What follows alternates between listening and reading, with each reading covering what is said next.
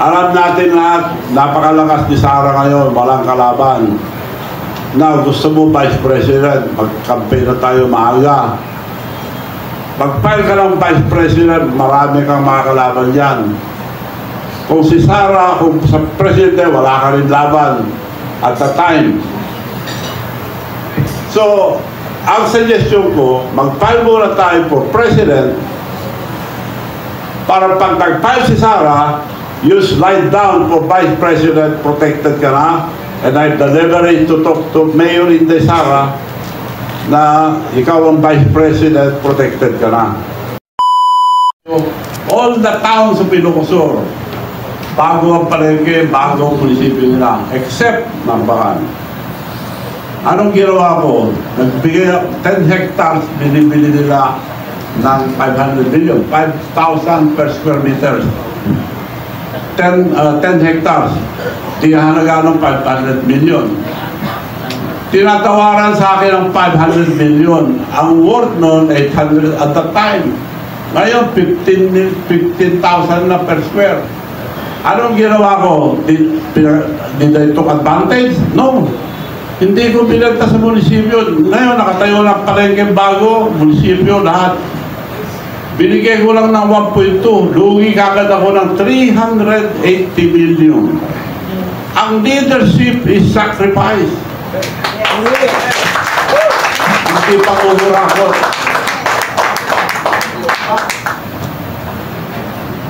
Okay po. Yung next question ko po, bakit po naisip nyo ng kabataan ng gusto nyong magsimula ng peaceful rally?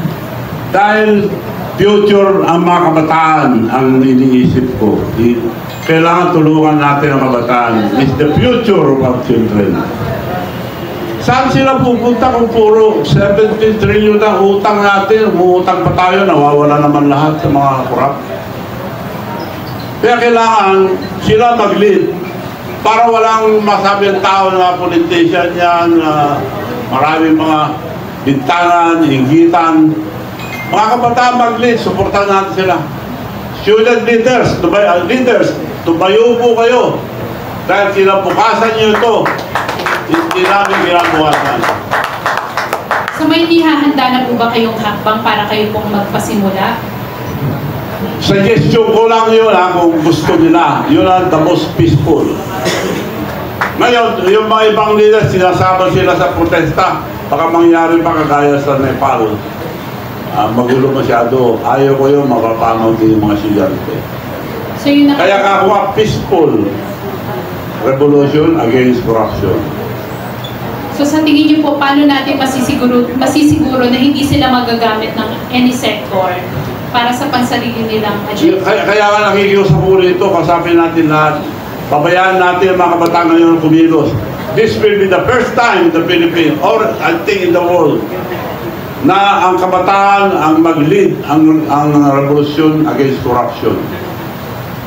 Pakita lang sa buong mundo na hindi tayo gagaya sa iba na magulo. May namamatay, may nambabasag, may nasisira. Yun lang po ang suggestion ko. Kung okay sa kanila yan, well and good. Okay, maraming salamat po. Good afternoon, Gov. I'm Susan ng Filipino Mirror. Kanina po binanggit nyo na ang presidente kasama doon sa minention nyo kanina. Can you name names? Mga contractor lang ba ang sinasabi nyo na corrupt? O meron pa pong mga iba kayong gustong tukuyan? Can you name names? Marami po contractor, pero sinuha ko lang sarap na ito. At maraming listahan, minensyon ko lang yung Ilocos Norte dahil Tigaron po ang presidente natin. Yung bagong mayor ng Lawag City ngayon ang the biggest contractor aside from the Vizcaya. Magandang hapon po sa ating lahat at lalo-lalo na po sa inyo, Governor Chavit Singson. Maraming salamat po at kayo ay nakikita namin na nakikisa sa sentimento ng mga mamayang Pilipino. At tungkol lang po dun sa sinasabing pagsisinungaling, nadagdagan ko lang po.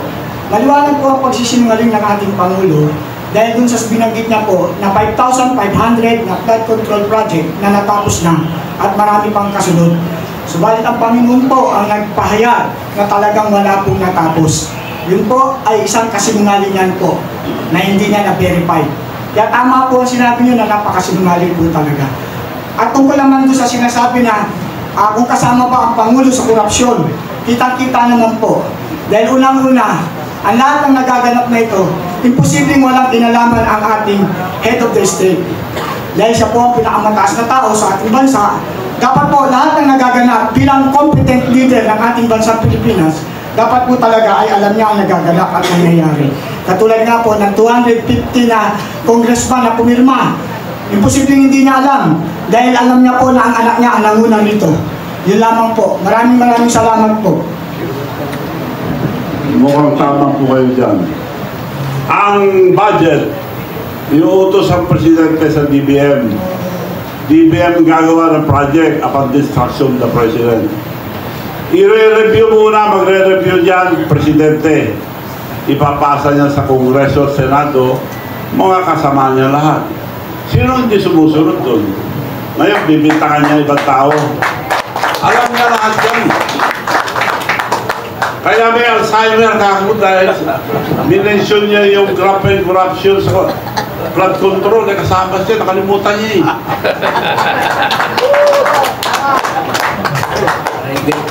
Good afternoon, itong si Manala from the Daily Chronicle. May nakausap na po ba kayong mga student leaders or student organizations to spearhead this youth-led movement? Wala pa, nababasa ko lang, napabalitan ko lang na kumikilo sa mga estudyante. Narinig ko lang magsalita sila. Dapat sila ang mag-lead dito, hindi tayo.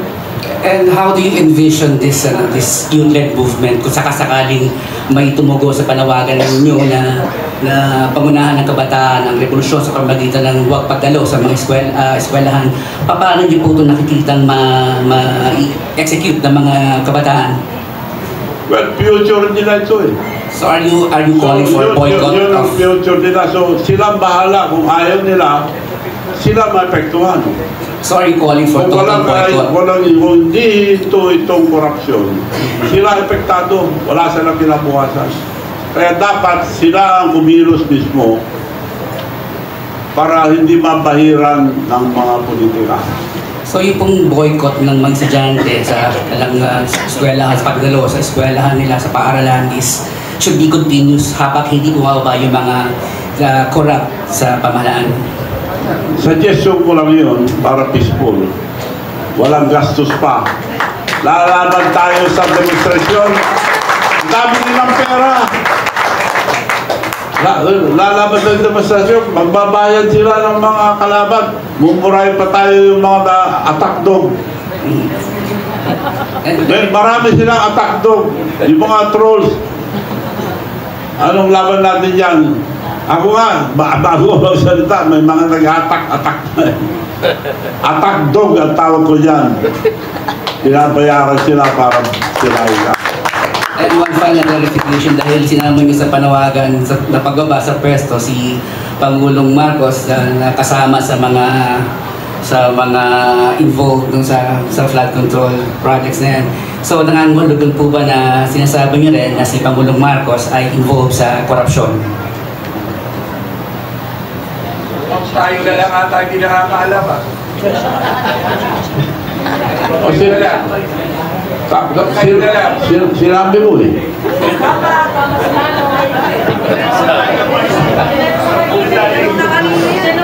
Gising na tao! Tinanong na kanina yan! Tao! Gising na! Sir, magandang hapon. Ralph Urbina po ng JMADCWB. Bakit po natin kailangan na isangkalan yung edukasyon ng mga kabataan para sa paglaban sa korupsyon? Kung ano bang assurance natin na pag hindi sila pumasok sa kanilang mga eskwela ay mawawala yung korupsyon? Hindi yun ang sinabi ko. Wag silang pumasok hanggang di bumababa yung mga opisyal natin na korap. umaawa sila sa mga estudyante, mga kabataan, dahil pinaglalaban nila ang karapatan nila, kasalanan nila. Para hindi mahirapan ng mga kabataan, ng mga estudyante, umalis na sila dyan. The soonest possible time, ASAP. Pero gano'ng katagal yun, sir? Habang nakaupo sila, nahirapan ng mga kabataan, mga... So, sa tagal po ninyo sa politika, sir, may nakita na ba tayo na bumaba sa pwesto dahil sangkot siya sa corruption, sir?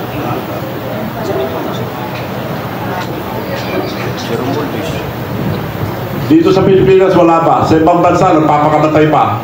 Opo. Dito po sa Pilipinas, sir, paano yun? May delikadesa sila. Paano natin masisiguro na bababa sila sa pwesto at makakapagpatuloy sila sa pag-aaral? Bumaba na lang sila, wala na sila magpakamatay. Wala namang papakamatay dito sa Pilipinas.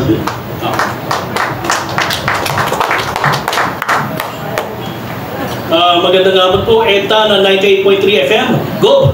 Marami na ho tayong batas dito sa Pilipinas. Karapat-dapat ho bang magtayo pa po ng ICC? Para ano ho yun? Meron na ho tayong ombudsman, meron na tayong sandigan bayan. Pagkatapos mo ng investigasyon ng ICI, ano mangyayari? Saan ho dadalhin nun? Hindi na dapat yun ICC dahil may sarili tayong batas. ICI po, ICI. Sa? ICC. ICI po. Pampangana lang nila ito, pampapugi lang nila. Dahil mabubuting tao yung nilagay. Kaya nakikiusap ako, sila Ben Singson, Mayor Magalong, magagaling na tao yan, saka yung mga iba. Unahin niyo po, Ilocos Norte, huwag na kayong lumayo. Yo, kaya na po nang sabi nyo, nandun lang ho sa Ilocos Norte yung problema. Ito ba ay panibagong taktika para humaligaw yung taong bayan dahil sa pagkakakulong nila kay Duterte doon ho sa ICC. Ito ba ay panibagong taktika para malihis lamang ho yung usapin? Well, pagka nakita ko naman ang video, hinuli si former president, wala naman warrant of arrest. Correct. Ano yun? Kidnapping yun. Kidnapping. Walang warrant of arrest, pahulog yung tao padala sa isang bansa. Ibig sabihin, wala silang tiwala dito sa ating bansa. Ang totoo, ang gobyerno natin bulok na. Ipagpalagay mo na ang gobyerno natin isang sasakyan. Maski pa-overhaul mo yan, palitan mo lang ang pyesa, hindi pa rin naandar. Kailangan bago. We have good laws, but the implementation is bad. Pagpalagay mo na lang, pagpahil ka ng kaso ngayon. Abuti ka na siyam-siyam, may parking fee. Pagbayad ka lang parking fee, matutulog na ang kaso mo. Ang nakukulong yung mga tao na walang pera. Yung mga may pera, wala nakukulong. Unless natututukan ng media, doon lang nakukulong. Ito, bakuhoy na gulubihanan. Lahat po ng tinuturo itong si Congressman Romualdez. At ito pong si Congressman ko. Bakit hindi pa ho nila dinadalaw sa investigasyon nito? Go. Bakit tinatago pa ho nila, go? Pinsan ng presidente yan. Dadali ko. Ang alam ko, si Saldico, lumipad na. Nauna na. Hindi ko na makita yun. Salamat po, go.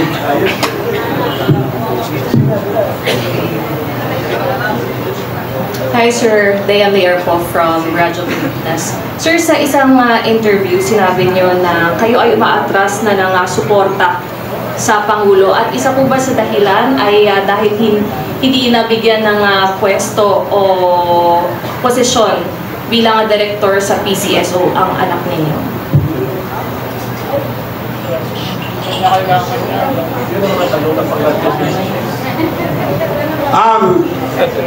Mabuti, tinanong mo yan.